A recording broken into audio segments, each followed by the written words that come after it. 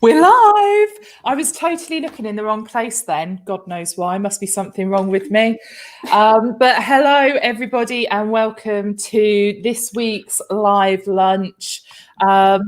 We are, I'm not going to lie, we're just winging it this week. We were expecting a guest, but unfortunately, that's not happened. We might get joined shortly, but otherwise, you're just going to have to put up with the five of us today. Hopefully we'll still be able to offer you some value and give you a few marketing related ideas along the way. But we are, like I said, we're completely winging it. So everyone's panicking. Like the words that were said just before we went live was, please don't put me on the spot. So I'm like, okay, who do I go to first now? It makes it quite tricky. Obviously, where we are now, we're a couple of days into December. It's kind of a funny time for a lot of businesses because some people are absolutely like rammed at this point and they don't know what to do. There's so much stuff going on. And for other businesses, they kind of go into a bit of a lull at this point. They start thinking about admin and that sort of stuff and finishing off the year.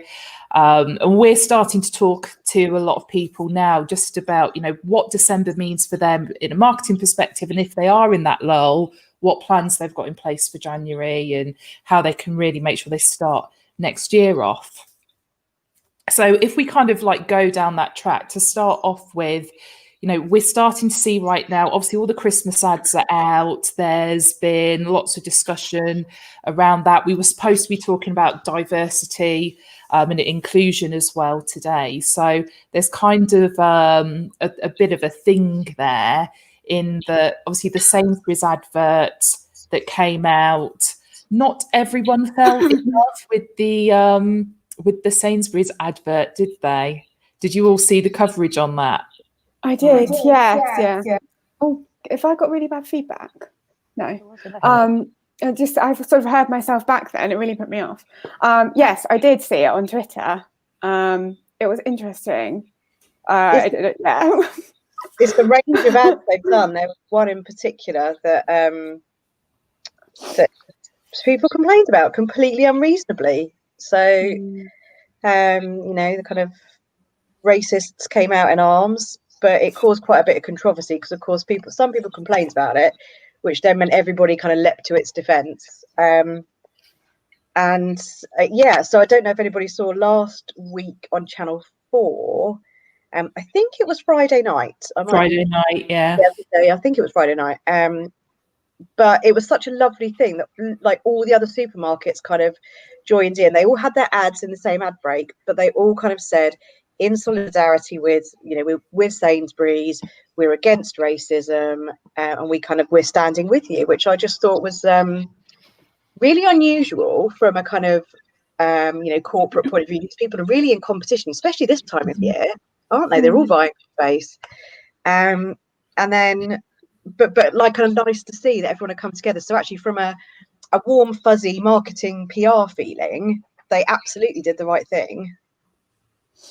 Yeah, I think they definitely did. I think, like you said, even though they're still competing for space, actually, the fact that they're doing this is going to have a lot of benefits. Obviously, it has the main benefit, which is standing up for racism, but it also has the benefit that people are going to be talking about it. It's something that's unusual and it's positive press for them as well. So, yeah, I think it's 100% was the right thing for them to do, really. Yeah, I think it's interesting, like you said, Amanda, that they did do that. I don't know how they managed to arrange that so quickly as well, because it wasn't that long ago that the first advert came out that the controversy was about. So yeah, they did it very fast, and I think it was good. So I think Channel 4 kind of led it, didn't they, in terms of the campaign? Right. There was a hashtag that they kind of did this. There was a hashtag at the beginning of the ad break saying, this is why we're doing it. And they chose to do it. I think it was during Bake Off. And then I can't remember what there was another show on later that evening. Probably the last leg. Yeah. So, so they ran it then as well. So, you know, it shows that they know are going to get the viewers and, you know, people were going to see it.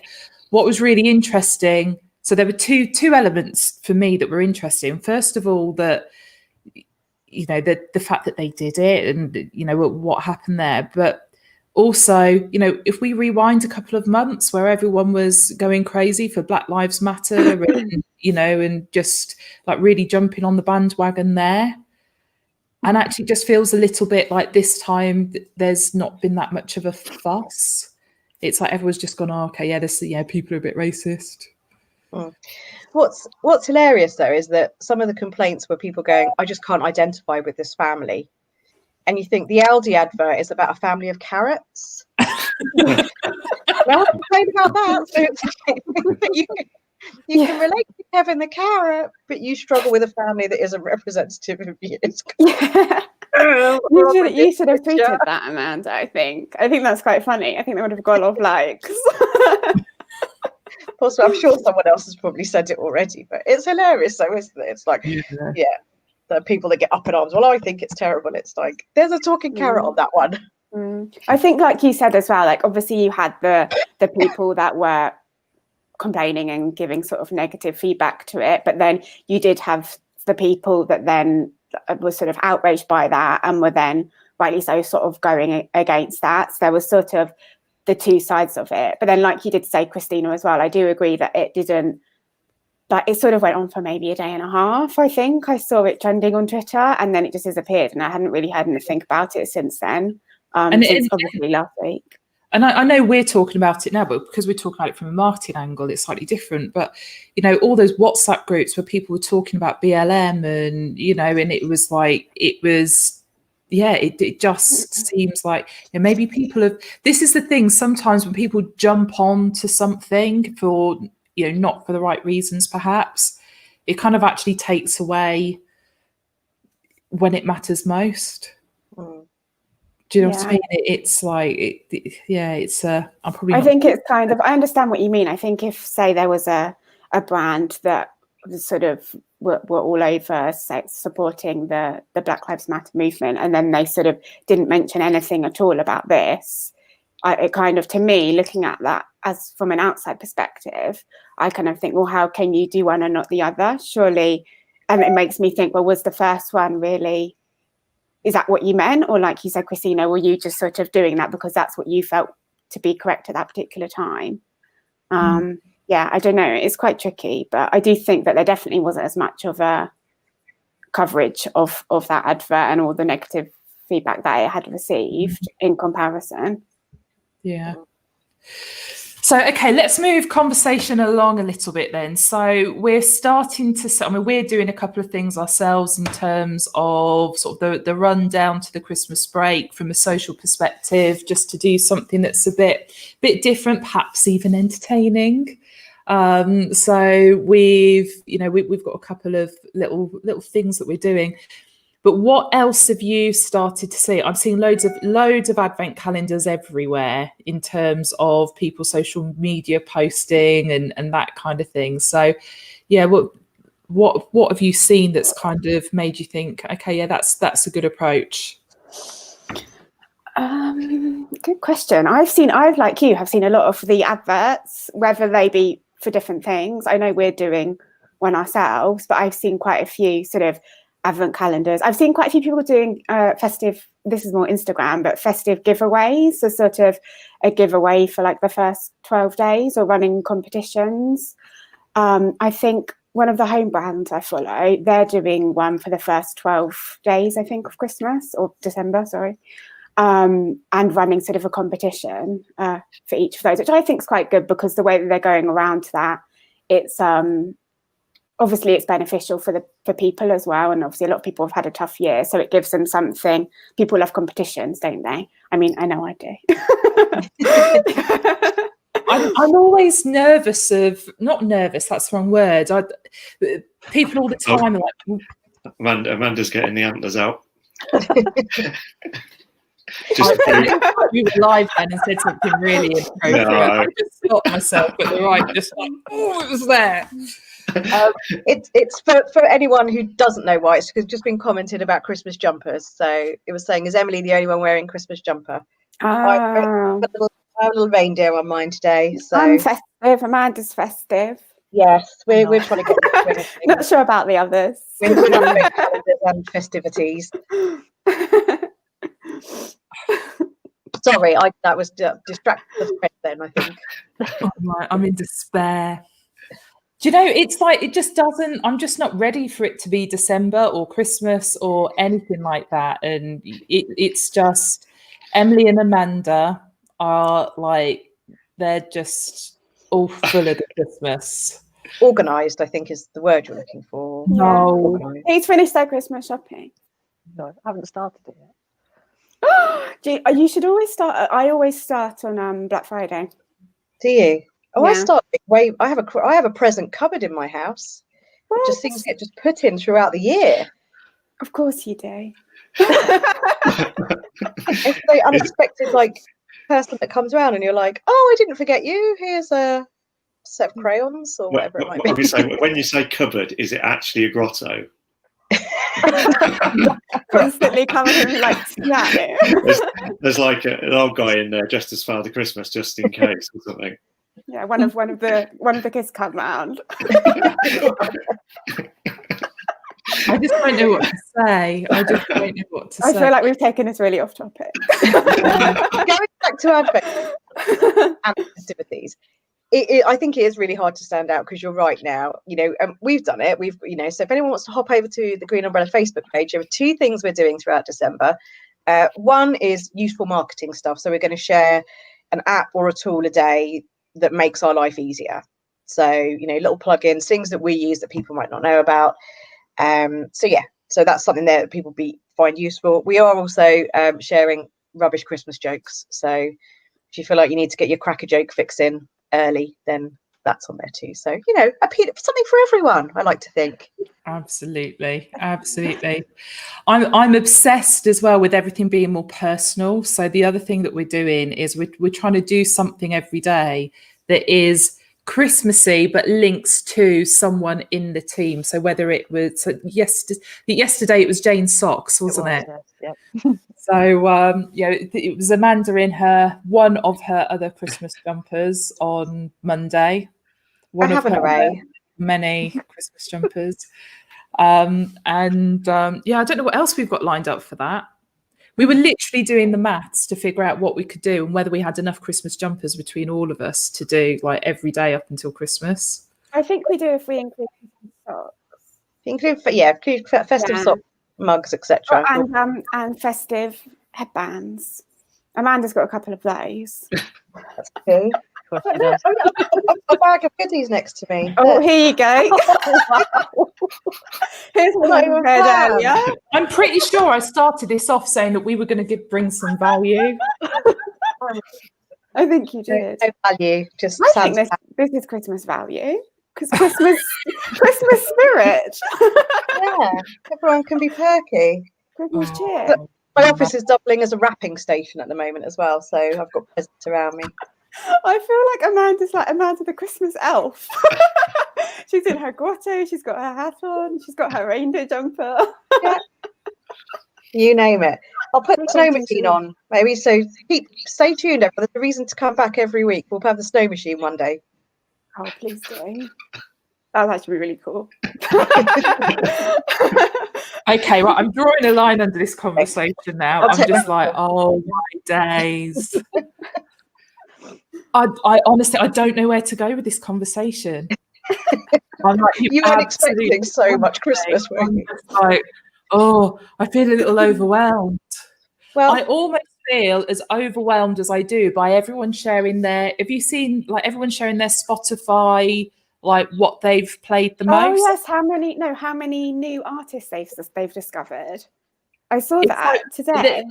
I think it's like who you've discovered and what you're listening to the most and that kind of stuff, and it's like there's loads of screenshots, and I almost feel a little bit left out because I don't use Spotify. I'm surprised you don't, Mark. No. That's definitely a good marketing thing from Spotify's point of view as well, because everyone shares it, don't they? This is what I'm listening to, so that's another. And why do people cotton onto that so much? It's because we could have shared it from iTunes in the past, but It's funny the things that seem to have traction versus what doesn't. It's because it's personal. It's because it's about Spotify have made that about you as a user. So it is on Facebook they do that. It's like you and Amanda have been friends for X number of years on Facebook. Let's celebrate it. And there's all these lovely photos where you've been tagged into the same photo in the past, and it creates this little video, and you go, "Oh, look at us!" And then you hit share, and no one else cares apart from the 2 people in it. Jim. Yeah, absolutely. Yeah, and it's like, but it's because it's so personal. So we've had a lovely comment there on Facebook. I won't be bringing that one on screen, but thanks, because it helps loads with the algorithm for us. So Oh no, now I'm scared because I can't see the comments. Too much for your innocent. I am Emily Jumper. That made me really upset. Yeah, don't start reading it out loud, Emily, please. But yeah, so the Spotify thing, it is clever, and it's when you can make marketing about you. We always talk about user generated content as well. So there is that kind of element to it where actually this is a really easy way for people to share content, and whether they tag in Spotify or not doesn't matter. But I'm seeing people where maybe it's a podcast that's in their list and they're connected with that person on LinkedIn, so they're sharing it there, tagging that person on LinkedIn to say like, hey, look how much I've been listening to your content. And I think it's hyper personalized content, which is fantastic.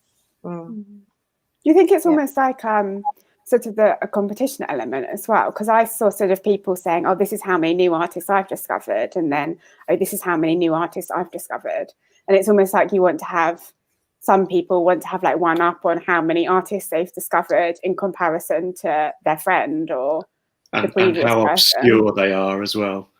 Yeah, that's true. Yeah. That would be It's got to be obscure, hasn't it, for new music? Yeah, competition. No one else has listened to it. Yeah, true. Oh, that gets me onto another rant, but I'm not going to go onto that today. We'll move on. Go on, Emily. No, I can't. Is it not suitable for live lunch? No, it's not suitable for live lunch. Like anyone watching this is going to be intrigued now. They're going to want to know. So what else have we seen, Jane? What have you seen marketing-wise this week that is either like you thought, okay, that's a really cool campaign, or something that's a bit clever, or something where you've just gone, oh my God, why have they done that? It's so irritating. Nothing irritating, actually. But going back to Spotify, I don't know if you saw they'd actually been testing a stories feature, just for a change, jump on the bandwagon for stories. And that was, I think it's mainly for artists rather than other people to sort of share video clips of what they're doing over the festive period and all the rest of it. So that's just another person jumping on the stories bandwagon. That's really interesting. I think that's quite cool. Yeah, trying to make it more of a community place then. I feel like something that I saw sort of links to that at the beginning of lockdown, and when there were a lot of artists and singers and celebrities doing live shows, obviously for their followers on Instagram, and obviously that was sort of creating, well, it was like a morale boost for everyone, but it was also sort of creating more of a community between themselves and their followers. And I guess it's kind of a similar thing, and people are nosy. I know I like looking at stuff like that. I want to know what people are doing. So yeah, I think that might catch. I think that might be quite popular. Actually, it goes back to what Christina said as well, doesn't it? About bringing the personal bit into it. They're not just a faceless artist who sings. They're actually bringing a bit of themselves to it, and sharing it with their followers. So well, I guess it's a good thing. It depends how much what personal level they're bringing into it. This is again possibly quite controversial. If it's Rita Ora and that really scary advert where she's like. She's kind of like some kind of, what do you call it? But like, it's not virtual reality, augmented reality. Don't do it. It's what a were bit you thinking? Who knows? Isn't it funny with the whole stories thing where, when LinkedIn released stories, we were like, oh my God, LinkedIn's got stories. And then it was like, now Twitter's got fleets, and now it's like, oh, why does everything have to have stories? It's like our excitement level is just really kind of crashed on the story front. It's like they're everywhere. You can't get away from them. And Jane shared in the week about a monolith with the stories on the top. And I have to say, I didn't get it at first because I hadn't seen the news about this kind of weird monolith appearing in, like, was it Romania or something?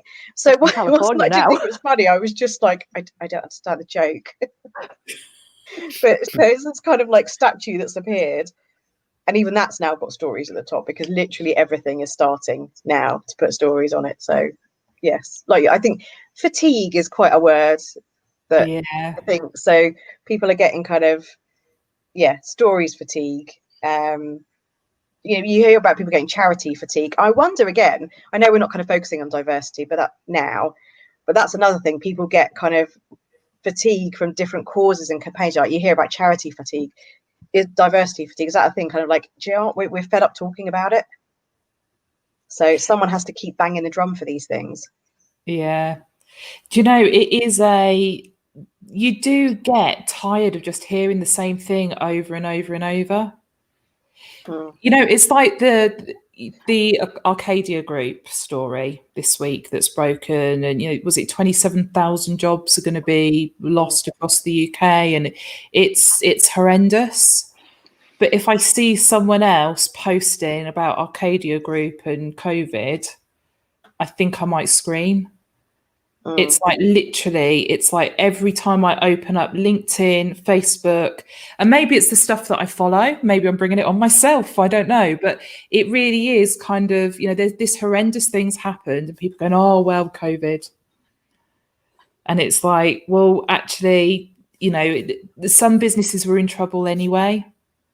Debenhams has had administrators in a couple of times over the last few years. It's like, they were already struggling. So it is horrendous, but it's like, actually, there's a bit of news we can jump on. Let's, news jacking is a thing, but it's like, things are just getting done to death all the time. It's kind of lazy content sharing, isn't it? It really is. It really is. And sometimes the content's coming from people that are not best placed to deliver that. They're offering an opinion on something they're not best placed to offer an opinion on. We work with a lot of recruiters. I could post something on LinkedIn and talk about, all these people coming back into the marketplace as candidates and how you could use your marketing strategies to access those candidates. But the reality is actually, recruiters right now, because there's been so many redundancies across the board, because people are closing their shop fronts and things are moving online or they're becoming more automated, that call for, the call for candidates, they don't need to kind of fight as hard as they were. There's so many candidates out there right now. It would be pointless for us to deliver a piece of content that had that tone to it. And when it comes to it and, the reasons why it's happened, I haven't got a clue. I'm not an economist. That's not my area of expertise. So why would I, why would I jump on that story? And yet you kind of see people that just sort of seeing the opportunity and jumping on it. I feel like I'm going into one of my mini rants again now. I just get frustrated. One of those days, I think, isn't it? Emily was going to rant. You're about to rant. I've already had a mini rant. Mark and Jane, you must have something to rant about as well. This is our kind of therapy session then. I can only rant about Christmas coming too early. That's all. With you, too early? Right, no, that's another rant for me. Madness. So people we're speaking to, Amanda, it's you and I really that have done the most sort of talking to people over the last week between webinars and networking meetings and that kind of thing. What sort of stuff are you seeing people talk about in terms of what they want to be doing in 2021 from a marketing perspective? Yeah, and you're right. There's us going, oh my God, I can't believe it's like 3 weeks till Christmas. We're planning campaigns now and content to go out in January. So, and you need to well, you need to really. We can't just suddenly get here after Christmas and go, right, what should we talk about? It's, yeah. So we need to be planning content and strategy, I think. So I was doing some work today with a company who are working on their employer brand. So, you know, them becoming a kind of company of choice for people to go and work for. And one of the areas they want to focus on is what people want out of their career in 2021. You know, what do they want to see out of a new workplace? Because let's face it, that's that's quite different perhaps to what it was at the start of this year. You know, now it's a whole different ball game. Do people want to go into an office? Do they want the flex to work from home? Do they want the flex to do 9 to 5 or not? So, and again, from a day-to-day use point of view, I've been trying to pick up on lots of the trends that have been happening over the last year, but particularly the last quarter as well. And 9 to 5 just isn't really the norm anymore. You know, people want that bit of flex in their day, whether it's to, you know, still do the school run because they can actually do that, but then work from home and then carry on a bit in the evening. So we're doing a lot of work around, making it a bit more human, as you said. So rather than just sharing kind of dry news stories, this is what we assume. It's kind of this is what we want out of 2021. I think people are kind of, well, hopefully avoiding the kind of the new normal. You know, that's a phrase I think should be banned. Another rant from Amanda. Yeah, because it's really fluid, isn't it? There's no new normal. There's no stopping point. I mean, unless we will suddenly run out and get this vaccine in the next couple of months, which is still going to take time. So everything's going to be kind of gradual moving process and quite fluid. I think brands have to respond to that. And a couple of the webinars I've listened into from, you know, Hootsuite on a global scale, and there's another one, Global Web Index, who are fantastic for their research. So if anyone's into that kind of thing, go look them up. They're talking about brands that have got it right are the ones who they're not trying to hijack conversations or newsjack, as you said, Christine. They are listening a bit more. You know, I think perhaps a lot of this year they've been a bit tone deaf to what's going on, whereas the ones that started to be more successful, like Sainsbury's, like the other supermarkets. I love the Tesco's ad at the moment, the one where they kind of go, "There's no naughty list this year." Oh yeah, and I like that one. And there's a man with the toilet roll. Snowman. Yeah. I didn't donate to Captain Tom, or I didn't clap, and everyone kind of goes, oh, and he says, but I had a bake sale, it was okay. So they kind of say there's no naughty list. So these are the ones that are kind of listening and responding to what's going on, like right now, this month, this week.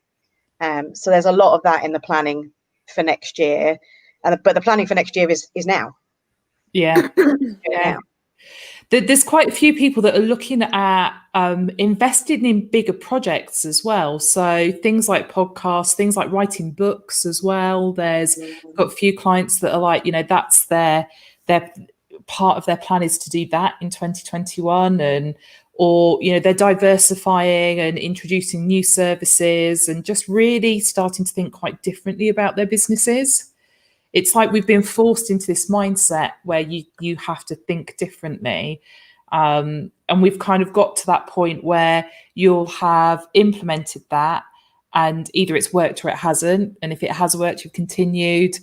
But it's almost like people are still in this kind of, I want to do big things and things that are going to have a bit more legacy attached to them as well, like, you know, writing a book. I hear mixed reviews from people that have written books, especially from a business perspective, as to whether it's been worth it in the end. I think it's one of those things where you have to have written sort of 3 or 4 books before you actually start to see reward from it. So it's quite an interesting thing. I think I'll be watching some of those people over this year to see, like, actually, was it worth the blood, sweat and tears? I think, you know, not to anyone who's written a book, wow, that's an amazing achievement. You can't just do that in a couple of days. It takes, like you said, blood, sweat and tears. But anyone can become an author these days. So if you have the inclination time to write a book, you can self-publish, you can go out on eBay, not eBay, Amazon. Yeah, so anyone can write a book if you have the time and energy. I mean, don't get me wrong, I haven't written one. I know it takes a lot of time, but I don't think it's the exclusive club it once was, put it that way. Yeah, absolutely. And it's difficult. There's lots of like social media books out there, loads of stuff, LinkedIn especially. There's like so many books on how social selling on LinkedIn, and how to present yourself on there, and how to create content for LinkedIn. Problem is, as soon as you've written something like that and got it published and you've started to sell it, it's going to be out of date. It's like one of those things where it's like once you start it, you can't ever stop it. It just feels so much more permanent. So, like I said, it is interesting. I think people that do well out of writing books from a business perspective, they're definitely the people that kind of go down that route of creating a series of books rather than just a one-off. But it's interesting to see that appetite is there with some of our client base in terms of putting the effort in and producing that, because it's not something that something I should do, and I know Christina, I should do. Christina's saying that she's not doing one. I'm just like, whoa.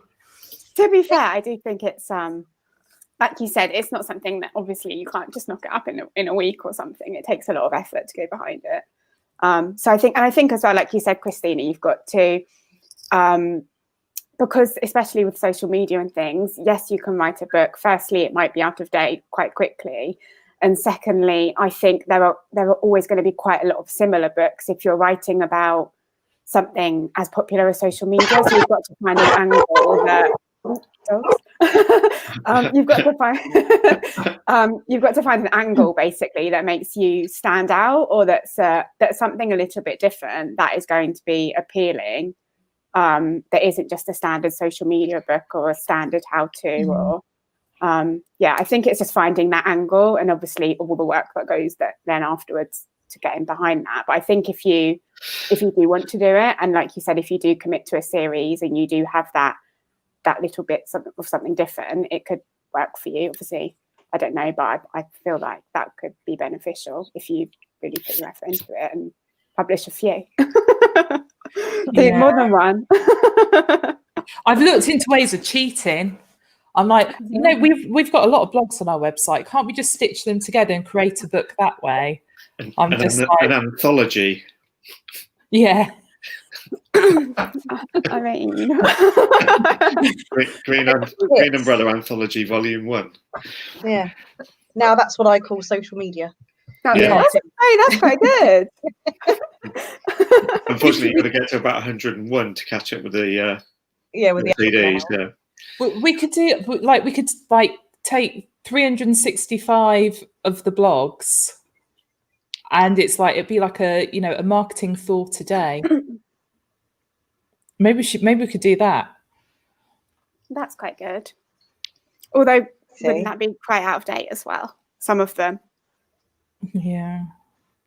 Sorry to burst the bubble. I said, for useful marketing apps and tools. Green Umbrella Facebook page throughout December.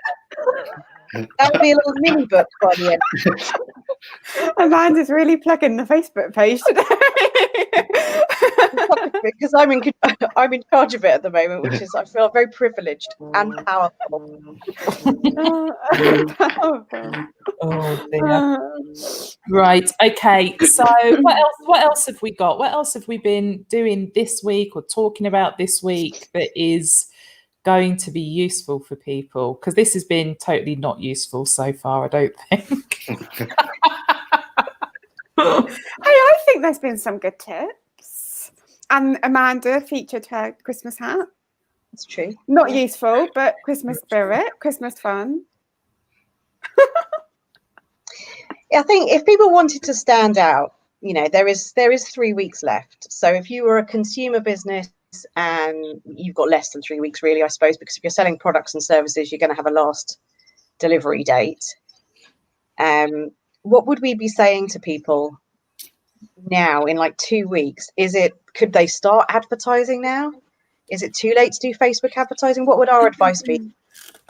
I think if you haven't been advertising already, you kind of left it too late at this point. You can, you can throw money at it. If you've got a lot of web traffic, then maybe, doing like a retargeted campaign. If you've got pixels set up already, that I would look at doing that. But if you were starting from scratch with ads, it's kind of like you haven't got enough time to get them up and running, test what works and what doesn't, and move it forward and start to get those results in. I think this is the problem sometimes, and I think, Jane, you'll probably agree.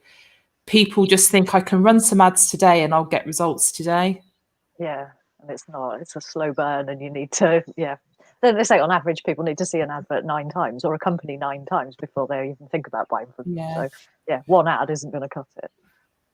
Yeah, so I think that's that's when it gets tough.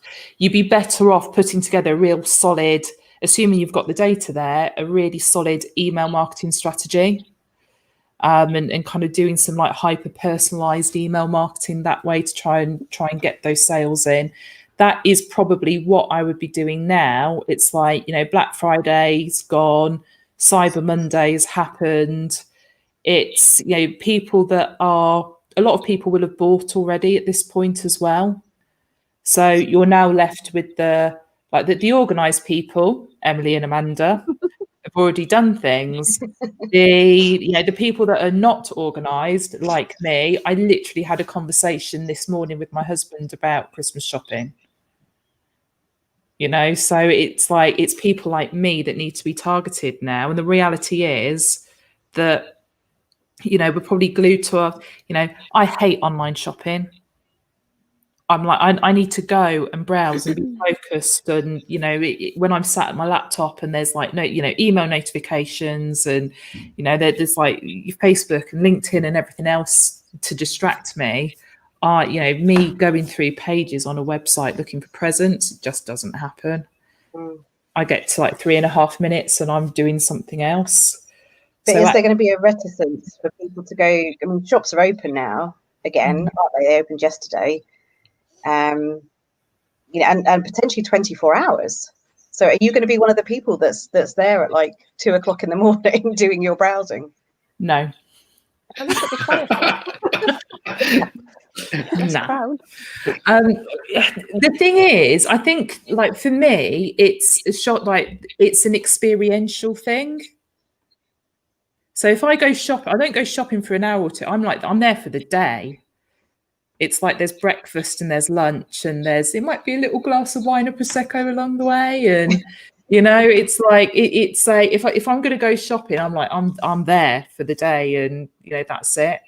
But then it's like, I don't. I'm a bit of an all or nothing kind of person generally, I suppose, so that it just rings through to my shopping habits too. But from a marketing perspective, like I said, you've got those organized people that have done it already. You're now left with this pool of people that are the last minuters, or the ones that they'll always buy that one extra thing, even though they don't need it, because, I have, that person's already got enough presents, but that's really cool and it's only a tenner. Yeah, stocking fillers. It really is thinking about what you're putting out to people. And like I said, I think really now, if things are not looking good on the sales front, I think email marketing right now is probably going to be your best bet over the next couple of weeks. What about B2B type stuff? So, the recruiters that we work for, or people that are selling a service, perhaps some piece of tech to other businesses, are they now just completely like, you should pipe down for December because no one's buying, and focus on 2021? Or is there still? I think that you need to have your activities planned so that your pipeline's full, ready for January.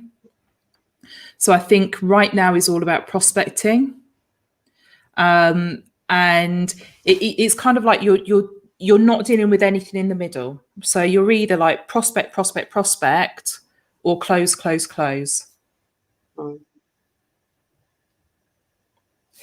I have to say, right, Paul Green's just put a comment up, right? That was my response as well.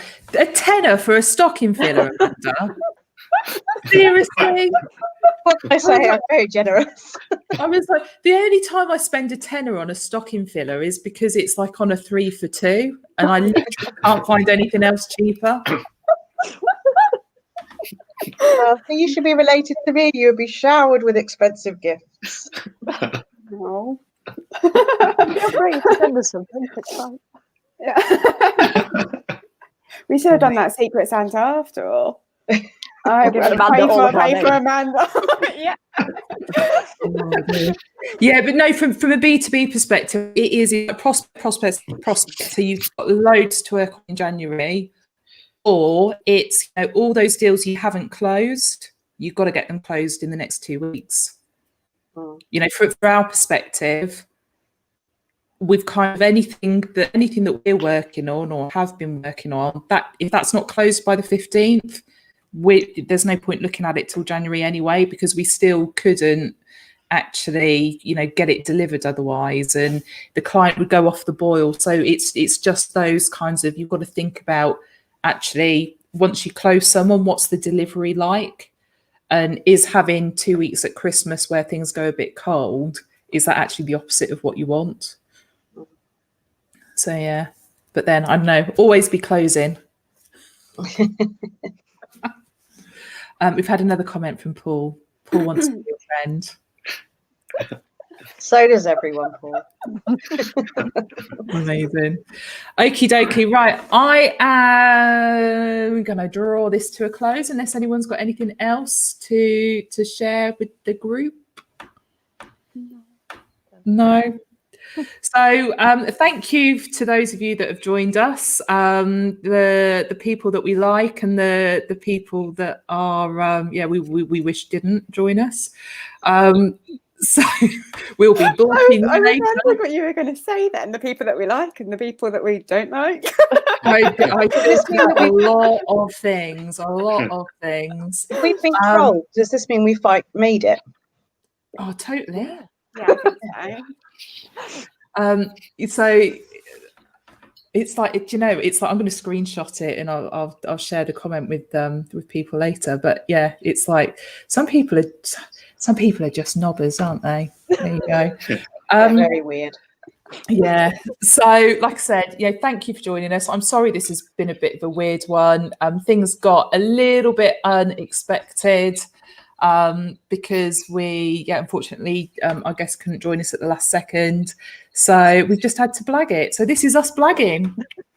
Welcome to Green Umbrella Marketing, the blaggers. I'm just going to stop talking. Have a fantastic week and we'll see you all later. Bye for now.